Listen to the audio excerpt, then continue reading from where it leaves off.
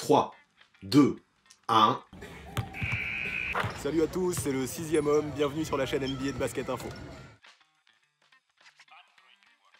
Et vous avez vu, j'ai un tout nouveau micro. J'espère que vous allez kiffer ce nouveau son. Perso, j'ai fait des tests et ça me semble bien mieux qu'avant. Alors j'attends vos retours dans les coms pour voir si je me trompe pas et surtout si vous avez des idées pour encore améliorer ce son.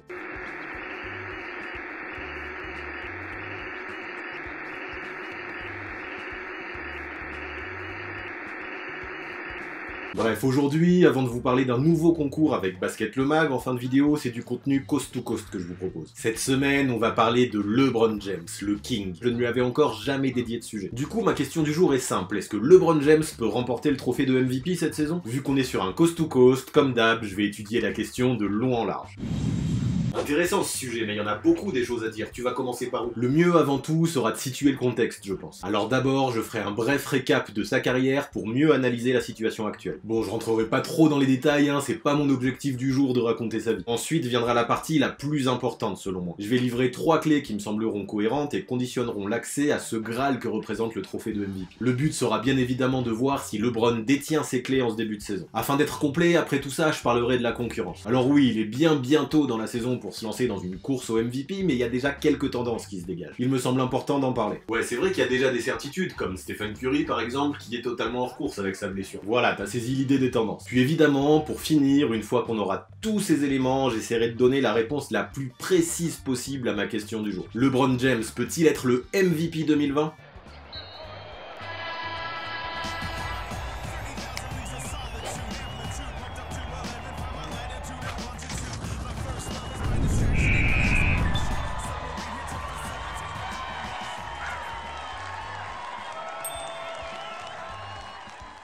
Comme promis, on va d'abord parler du parcours de LeBron James. Bon, les grandes lignes, vous les connaissez tous, non? Drafté par Cleveland en 2003, il y a passé 7 ans, il y a battu tous les records de précocité et il y a à peu près tout remporté d'un point de vue individuel. Son premier passage dans l'Ohio se conclut même sur 2 trophées de MVP en 2009 et en 2010. Départ ensuite vers Miami où il remporte enfin ce qui lui manquait, des bagues. Là-bas, il gagne 2 trophées Larry O'Brien en 4 ans aux côtés de Dwayne Wade et Chris Bosh, mais aussi 2 nouveaux trophées de MVP en 2012 et 2013. Tout roule pour lui, sauf qu'en 2014, il décide de revenir au pays pour y accomplir sa mission. Ramener un titre à Cleveland. Retour donc dans l'Ohio pour porter le maillot des Cavs, rejoignant Kyrie Irving et s'entourant de Kevin Love par la même occasion. Attends, dans leur histoire, les Cavaliers n'avaient jamais gagné de titre jusque-là? Oh que non, pire que ça même. Dans les 4 sports majeurs américains, jusque-là, la ville de Cleveland n'avait jamais ramené un seul trophée de champion. Sauf que moins de 2 ans après le retour de l'élu sur la terre promise, la malédiction est enfin rompue. En 2016, les Cavaliers remportent le titre NBA et LeBron redevient l'idole de tout un état. Énorme ça, et pourtant il est reparti ensuite. Oui, en 2018, après 8 finales de suite disputées avec Miami et Cleveland, le King décide de saisir l'occasion de relever un nouveau défi et de vivre sa meilleure vie. Direction Los Angeles, chez les Lakers. Et là je peux te dire que les haters ne se sont pas gênés pour cracher leur venin.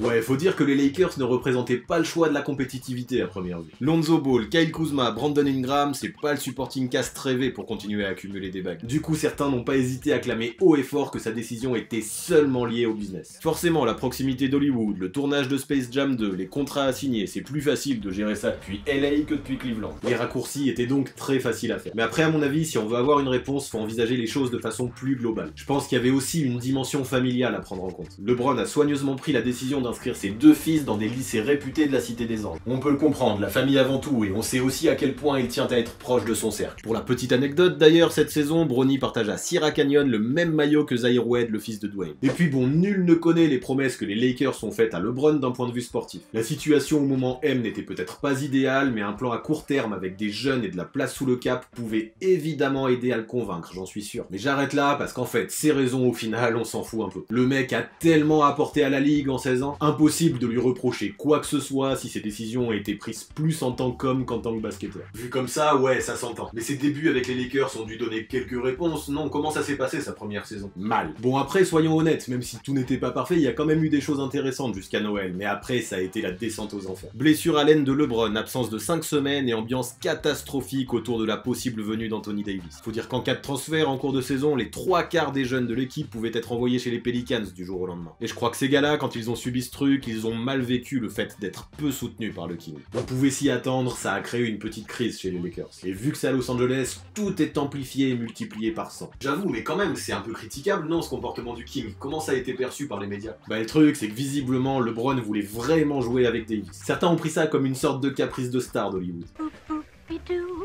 Moi tout d'abord je me dis que ouais, c'est abusé pour les jeunes de LA ce qui s'est passé. Mais quand on prend du recul, on se rend compte que ce n'est pas la première fois que ça arrive dans la carrière de LeBron. À son retour à Cleveland en 2014, le mec avait déjà plus ou moins fait la même chose avec Andrew Wiggins. Mais après, ce qu'il faut en conclure à mon avis, c'est que ça prouve que LeBron tient toujours à gagner. Il voulait Kevin Love à la place de Wiggins chez les Cavs pour gagner des balles. S'il voulait qu'Anthony Davis le rejoigne à Los Angeles, ce n'était certainement pas seulement pour jouer un Monster dans Space Jam. Ou bien si c'est le cas, il y a vraiment un souci. En tout cas, c'est exactement autour de ça que se situe ma première clé. Clé numéro 1, les paillettes ou la légende. LeBron James est d'ores et déjà un joueur légendaire dans l'histoire du basket. Mais si l'on regarde de plus près, il est à peu de choses de devenir légendaire de chez légendaire. Dans quelques semaines, il aura 35 ans, c'est plus tout jeune. Il ne l'a jamais caché, son rêve ultime serait de jouer encore en NBA quand son fils aîné y arrivera. Sauf que c'est pas pour demain, car au plus tôt ce sera en 2024. Pour accomplir cet objectif, le King devra jouer au moins jusqu'à la saison 2024-2025, soit 6 saisons encore en comptant celle qui est en cours.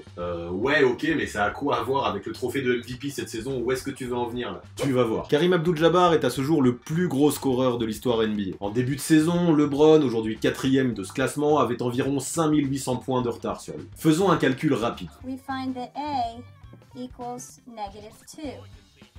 Alors on a dit que l'objectif était 6 saisons pour le King. Disons que si sur ces 6 saisons il joue une moyenne de 60 matchs sur 82, c'est raisonnable. Bah ouais, en comptant la saison dernière où James a manqué 27 matchs, il est sur une moyenne de 75 rencontres disputées par campagne. Cette moyenne de matchs par saison ira forcément en diminuant avec l'âge, mais 60 ça me semble bien, et même limite pas très optimiste. Mais bon, en cas de pépin de santé, ça permet de prévoir un peu et ça me paraît plutôt réaliste. Bon, 6 fois 60 matchs, 360 matchs. Si LeBron veut atteindre l'objectif de jouer en même temps que son fils, c'est approximativement le nombre de rencontres qu'il lui reste à jouer en carrière. On avait dit qu'il était à environ 5800 points de rejoindre Karim en début de saison. 5844 exactement. 5844 divisé par 360, 16,2 points. 16,2 points par match pendant 6 ans. Voilà à quelle moyenne de points doit tourner LeBron James pour dépasser Karim Abdul-Jabbar s'il joue encore 5 saisons après celle-là. Quand on voit que sur 11 matchs en ses débuts de saison, il tourne actuellement à 24 unités, on se rend même compte qu'il est en train de prendre de l'avance. Ce ne serait pas légendaire de chez légendaire de devenir le meilleur scoreur all-time? Et tu crois vraiment que c'est la priorité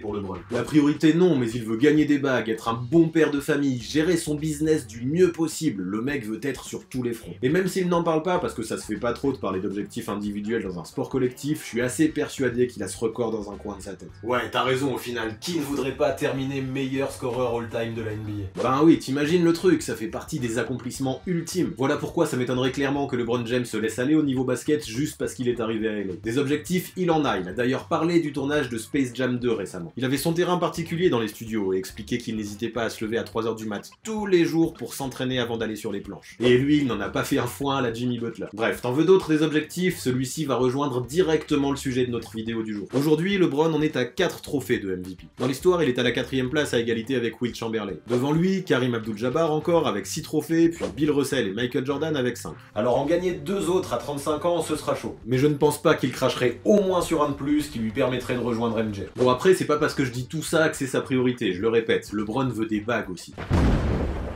Qui n'en veut pas d'ailleurs. Mais tout ça, que ce soit collectif ou individuel, ça participe à sa légende personnelle et à la trace qu'il laissera dans cette ligue. Puis si le King a moyen d'aller chercher des titres tout en chassant des records, pourquoi se priver? En fait, je pense que le mec est bien conscient d'une chose. Plus il mettra de temps à atteindre ses records et plus ce sera difficile de le faire dans le futur. Ben ouais, LeBron James, aussi fort soit-il, n'est pas éternel, alors autant faire le maximum de choses le plus vite possible. Là, je pense vraiment que son mindset, c'est de tout faire pour sublimer sa légende tant qu'il est encore temps et de faire taire les critiques. Ah ouais, c'est vrai qu'avec tout ce qu'il s'est dit sur lui la saison dernière, il doit avoir un côté revanchard, LeBron. C'est pas bon pour les adversaires, ça. T'as compris l'idée, un LeBron qui veut prouver des choses, c'est un LeBron ultra dangereux. Et il fait ses preuves sur ce début de saison. 24 points à 47%, 8,2 rebonds, 11 passes décisives et surtout des Lakers qui gagnent et qui dominent la conférence Ouest pour le moment. Ça me laisse bouche bée. Je pense vraiment que sa légende basket, LeBron, il y tient. Il s'est préparé tout l'été pour fermer des bouches et le mec est dans la dynamique de tout péter. Pour être MVP, il faut être en mode destruction et je pense que c'est tout à fait l'état d'esprit qu'il a à encore 35 ans. Les paillettes ou la légende, il y a peut-être un peu des deux, mais je pense que c'est la légende la priorité. Il obtient donc ma clé numéro 1.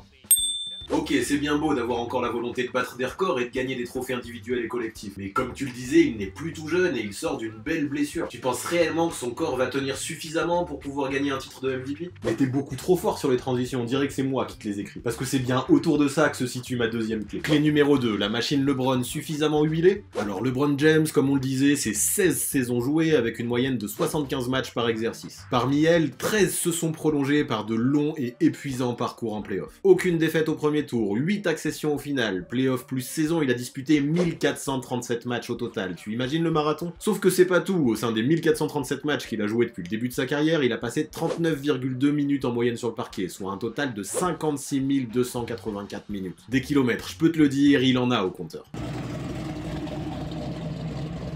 Et pourtant, est-ce que ça veut dire que son corps va lâcher? Déjà, faut se rendre compte d'une chose, LeBron James, c'est un Ironman. C'est fou de se dire qu'avec l'intensité et la puissance avec lesquelles il joue, il n'a jamais connu de blessure sérieuse avant ses 34 ans. Je suis sûr que beaucoup de gars bien plus jeunes adoreraient avoir un physique aussi solide. Et ça, croyez-moi, il ne le doit pas qu'à la génétique. Son corps, il travaille dessus depuis toujours comme un dingue. L'alimentation, l'hygiène de vie, le temps à la salle, LeBron James est un modèle dans ce domaine. Cet été, en plus, sans disputer la post-season, mais aussi sans participer à aucune compétition internationale, LeBron a connu ses plus longues vacances en 13 ans. Il a pu se reposer l'esprit mais aussi se préparer. Que ce soit avec son Taco Tuesday ou sur les îles italiennes, le gars s'est constamment montré ultra affûté sur ses stories sur les réseaux. Autant te dire que le LeBron 2020 a tout mis en place pour que son corps tienne. Quand je suis revenu l'an dernier, ma blessure n'était pas totalement guérie. C'était très difficile pour moi sur certains mouvements en défense. Coach Vogel m'a mis au défi, Heidi l'a fait aussi, et surtout je me suis mis au défi. J'aime le challenge. J'ai énormément travaillé durant l'off-season pour retrouver ma vitesse, mon jump et mon temps de réaction. Le mental a toujours été là. Ok, le mental est là, on l'a déjà dit, mais ce qu'il faut dire, c'est que pour être MVP, pour moi, il faudra jouer un total d'au moins 70 matchs. De ce que j'entends là, ça paraît imaginable que ça tienne son corps. Impossible d'affirmer ça à 100%, mais je suis confiant. Alors je dis pas que ça va durer comme ça pendant encore 6 saisons, on verra comment ça se passe une année après l'autre. Et pour cette saison-là, avec sa génétique, le repos cérébral pris et son travail physique, j'y crois. 70 matchs avec un peu de load management de temps à autre, c'est tout à fait faisable. Et même si parier sur la santé future de quelqu'un est quelque chose de très incertain, la machine LeBron me semble suffisamment huilée pour obtenir ma clé numéro 2.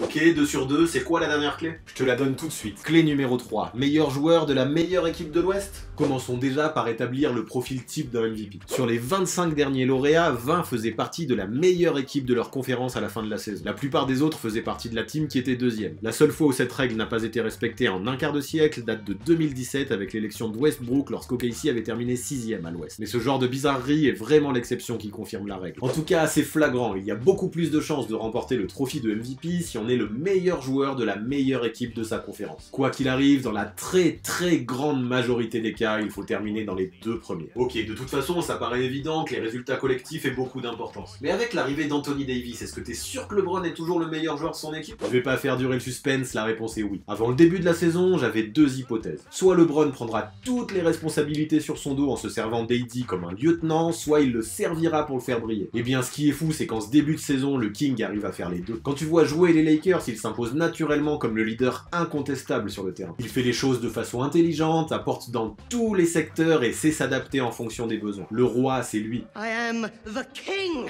Souvent, en début de rencontre, il fait tourner le ballon et sert ses coéquipiers pour les mettre en confiance. AD le premier. J'aime vraiment la façon qu'il a de faire ça. Et quand Davis sort ou que ses coéquipiers galèrent un peu, c'est le moment qu'il choisit pour prendre le match à son compte. Le mec est le meilleur passeur de la ligue, tourne à 24 points par rencontre et enchaîné 3 triples-doubles en 3 matchs en début de mois. Du jamais vu depuis Magic chez les Lakers. Alors ok, avant que tu me fasses la remarque, c'est vrai, il met en moyenne 3 points de moins que l'an dernier. Sauf que cette saison, il est impliqué dans 48% des paniers inscrits par son équipe, soit 5% de plus que lors de l'exercice précédent. Si je formule autrement, c'est-à-dire que sur près de la moitié des paniers inscrits par son équipe, il est responsable soit d'un tir marqué, soit d'une passe décisive. À ce petit jeu-là, c'est le meilleur de la ligue, et à titre de comparaison, son coéquipier Anthony Davis a une implication de 30%. Donc franchement, cherche pas plus loin, LeBron est le meilleur joueur de son équipe.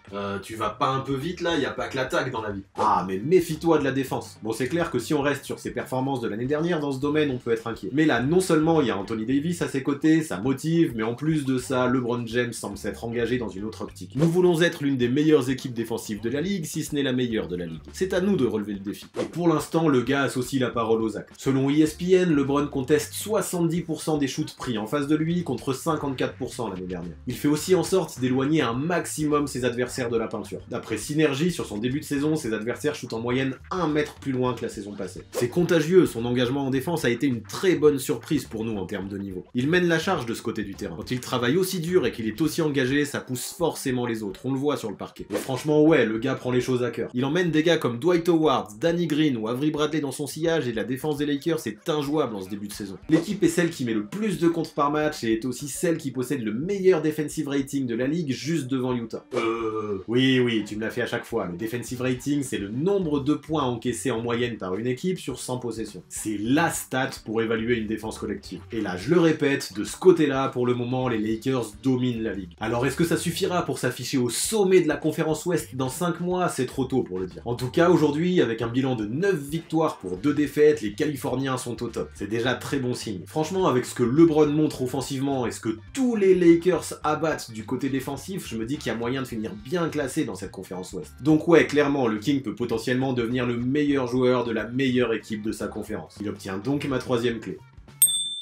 Alors voilà, on pourrait arrêter là, il a les 3 clés, on passe à la vidéo suivante. Sauf qu'il y a un truc auquel il faut penser. LeBron James ne finira pas MVP si l'un de ses concurrents fait la même chose mais en mieux. En fait, c'est juste évident et ça, il n'aura aucun contrôle là-dessus. Alors parlons de ses adversaires principaux dans la course au MVP. Et déjà, avec les blessures de Curry et Durant, des concurrents, il y en a moins. Luka Doncic, Karl Anthony Towns ou Devin Booker pourraient presque pointer leur nez en tant qu'outsider de leur côté, mais je pense qu'ils souffriront de leurs résultats collectifs. Je m'attarde donc pas trop sur eux. Comme concurrents sérieux, il me reste Giannis Antetokounmpo, Kawhi Leonard, Paul George, James Harden, Russell Westbrook, Joel Embiid, Kyrie Irving, Damian Lillard, Kemba Walker et Nikola Jokic. Bon, j'ai écarté Anthony Davis directement aussi parce que si LeBron James est le meilleur joueur de son équipe, je ne vois pas pourquoi un coéquipier serait récompensé à sa place. Bref, dans tout ce pool de joueurs que je viens de citer, je fais un deuxième tri. J'écarte Kemba Walker qui paraît moins fort que les autres individuellement et aussi Kyrie Irving. Oui, j'ai du mal à l'imaginer mener les Nets jusqu'à une 2e place à l'Est. Pour continuer dans le tri, je pense que du côté des Clippers, aucun risque ne sera pris en saison avec Kawhi Leonard et Paul George. On voit bien déjà comment le staff agit sur le load management. Alors pas sûr que ces deux-là jouent assez pour rentrer décemment dans la course au MVP, je les mets un peu de côté. Ensuite, au vu de ce que je vois depuis ce début de saison, j'éloigne aussi Russell Westbrook, dont l'apport a baissé depuis son arrivée à Houston, mais aussi Joel Embiid, qui souffre de quelques irrégularités et de trop de sautes de concentration. Enfin, j'éloigne Nikola Jokic, qui malgré quelques actions d'éclat avec les Nuggets, semble un poil hors de forme et pas assez impliqué. Ah mais ça a été drastique ton tri là, il te reste encore des joueurs? Giannis Antetokounmpo, James Harden et Damian Lillard. Bon, il est bien trop tôt pour tirer des conclusions hâtives, mais comme je le disais en intro, il y a des tendances qui se dégagent. Commençons par Lillard. Les Blazers font un début de saison très moyen, voire décevant. Dame, de son côté, est un excellent scoreur, mais est-ce que ce sera suffisant? Pour concurrencer James et son apport ultra polyvalent, il faudrait que Lillard permette à la fois aux Blazers de remonter la barre, mais aussi soit capable de marquer 35 points par match. Sans ça, je pense que ce sera dur pour lui d'être un vrai candidat pour le trophée de MVP, et c'est peut-être beaucoup trop lui demander. Vient ensuite Harden. En termes de scoreur, on a un client là. Le mec enquille plus de 37 points par rencontre depuis le début de la saison. Mais honnêtement, de ce que je vois pour le moment, ses déchets sont bien trop nombreux pour être un véritable contender. Je ne me vois pas donner un trophée de MVP à quelqu'un qui shoot à 40%, arrose à 3 points et perd près de 6 ballons par match. Bon après, ces chiffres vont probablement augmenter en cours de saison, mais je pense que ce ne sera pas suffisamment le cas pour rentrer réellement dans la discussion. Enfin, il me reste Giannis, et lui, c'est clairement le plus gros concurrent selon moi. Le candidat idéal pour sa propre succession. Depuis le début de la saison, le mec porte les Bucks sur son dos et a augmenté ses stats dans toutes les catégories majeures. Waouh! Même à 3 points, il commence à être menaçant. Franchement, je peux pas le cacher, actuellement c'est lui mon favori pour le trophée de MVP. En tout cas, avec tout ça, il est temps de conclure. Est-ce que tous ces éléments signifient que LeBron James ne peut pas gagner le trophée de MVP? Faisons le bilan. Déjà, le King semble déterminé à tout péter, il semble avoir un corps qui tiendra la route, et en plus de ça, il a clairement les capacités pour mener les Lakers jusqu'à l'une des 2 premières places de la conférence Ouest. Rien que ça, c'est ultra convaincant. Sauf que, comme on vient de le voir, le plus gros problème se nomme Giannis. En fait, au fur et à mesure de ma vidéo, ma question est en train d'évoluer. Là, le vrai truc qu'il faut se demander maintenant, c'est est-ce que LeBron peut terminer devant Giannis dans l'élection du MVP 2020? Et là, j'avoue que c'est chaud, car après à peine une dizaine de matchs, le King a déjà du retard. Mais j'ai pas envie de précipiter ma réponse, car il y a un scénario que j'ai imaginé qui me semble à peu près probable. Blessure d'Anthony Davis suffisamment grave pour manquer une dizaine de matchs. Au vu de ce qu'on entend sur sa santé, cette hypothèse est tout à fait envisageable.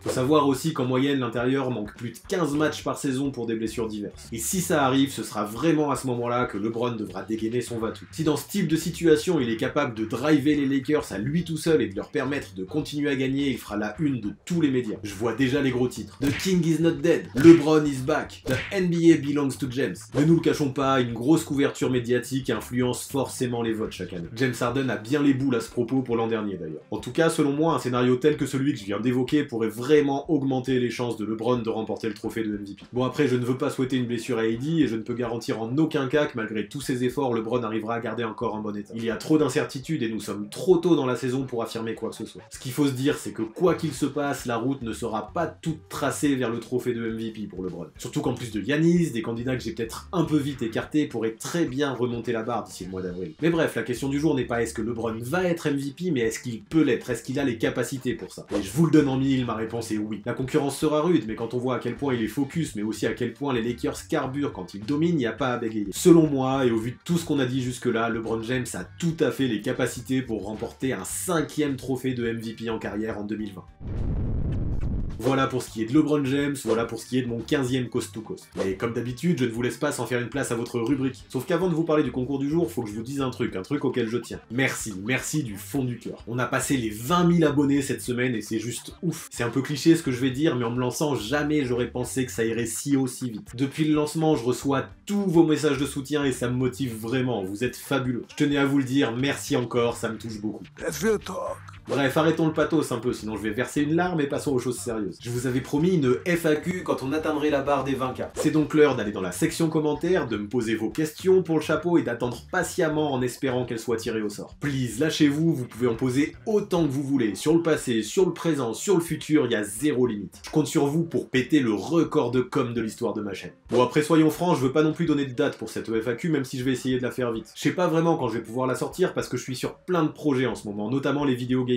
Ah, il y en a qui sont pressés que tu sortes ton épisode 2 en mode My League. C'est clair, vous inquiétez pas, je vous vois dans les commentaires. Je vous avais promis une suite à 500 pouces bleus et vous les avez explosés. Vous inquiétez pas, la suite va arriver. Soyez juste un peu patient et croyez-moi, je suis dessus. En fait, je sais pas si ça vient d'un manque d'habitude ou quoi, mais faut savoir que les vidéos gaming, c'est hyper chronophage. Faut compter 2 voire 3 fois plus de temps que pour une vidéo classique. Et vu que je veux pas perdre le rythme dans ces vidéos classiques, vous comprenez que c'est difficile de trouver le temps. Voilà pourquoi ça n'arrive sûrement pas aussi vite que ce que vous le voulez, mais je vous promets, ça viendra vite. Bref, revenons à nos moutons, merci à tous encore. 20 000 abonnés, c'est plus que ce que Tony Parker a mis de points en carrière. Ce chiffre est juste gueudin. Donc à vos questions pour la FAQ et rendez-vous très vite pour les vidéos bonus que je vous ai promises. Allez, ça suffit de raconter ma vie, place au concours du jour avec Basket le Mag qui offre un abonnement découverte de 3 mois à 2 abonnés aujourd'hui. Leur numéro de novembre vient d'arriver chez moi et encore une fois, c'est de l'excellent taf. Comme d'hab, tout le basket mondial y est évoqué, masculin comme féminin. Dans cet opus, vous pourrez y trouver des focus intéressants sur Evan Fournier, Patty Mills, Amat Mbaye et même un article rétro sur les Bad Boys de Detroit, équipe dans laquelle vient d'arriver le français Sekou Doumbouya. Bref, je kiffe ce magazine et je trouve qu'il apporte une vraie plus-value à tous les articles qu'on peut lire sur le net. Ok, c'est vrai qu'en feuilletant là, ça a vraiment pas l'air mal du tout. Et comment on les gagne ces 2 abonnements de 3 mois? Ben comme d'habitude, il faut répondre comme il faut à une question pour espérer être tiré au sort. Cette question, la voici. Qui a été élu MVP de la dernière Coupe du Monde FIBA? Vous avez la réponse, mettez-la en commentaire. J'annoncerai les noms des 2 gagnants dans ma vidéo de la semaine prochaine. Et si vous voulez être sûr de ne pas la manquer, écoutez bien ce que Étienne K de l'Élan Chalon a à vous dire. Salut, c'est Étienne K de l'Élan Chalon. Abonnez-vous à la chaîne du 6ème homme. Étienne K, c'est un jeune intérieur prometteur de 22 ans qui a montré des choses fabuleuses, notamment en espoir. En 2017 par exemple, il a sorti un match à 34 points et 15 rebonds. Ça lui a permis de finir à 51 dévals, soit la 2e plus grosse perf de l'histoire de ce championnat. Épique. Merci à toi Étienne pour le soutien, je te souhaite de très belles choses pour la suite et notamment d'avoir une vraie chance en pro rapidement. Yes, merci, faites bien ce que Étienne K vous a dit et n'oubliez pas d'activer la cloche pour recevoir les notifications. Petit rappel aussi, si vous kiffez les concours, je vous invite à me suivre sur Instagram. J'essaye d'en faire un maximum et je peux rien promettre, mais ça se peut dès ce soir, il y a un truc énorme à gagner. Quoi qu'il arrive, ça vous permettra de suivre l'actu de la chaîne au plus près parce que c'est sur ce réseau-là que je suis le plus actif. Après, vous le savez, pour le reste de l'actu, c'est sur Basket Info. Vous pourrez notamment y trouver une chouette interview de Kemba Walker. Pour échanger et débattre avec la communauté, c'est encore et toujours sur Discord que ça se passe. Je vous mettrai bien sûr les liens de tout ça en description. Et pour finir, vous connaissez les bails, ce qui me ferait plaisir, ce serait que vous me mettiez un énorme pouce bleu pour soutenir la chaîne. Là, on a plus d'abonnés que ce que Tony Parker a marqué de points en carrière et moi aussi, je vais dépasser Karim Abdul-Jabbar. À très vite.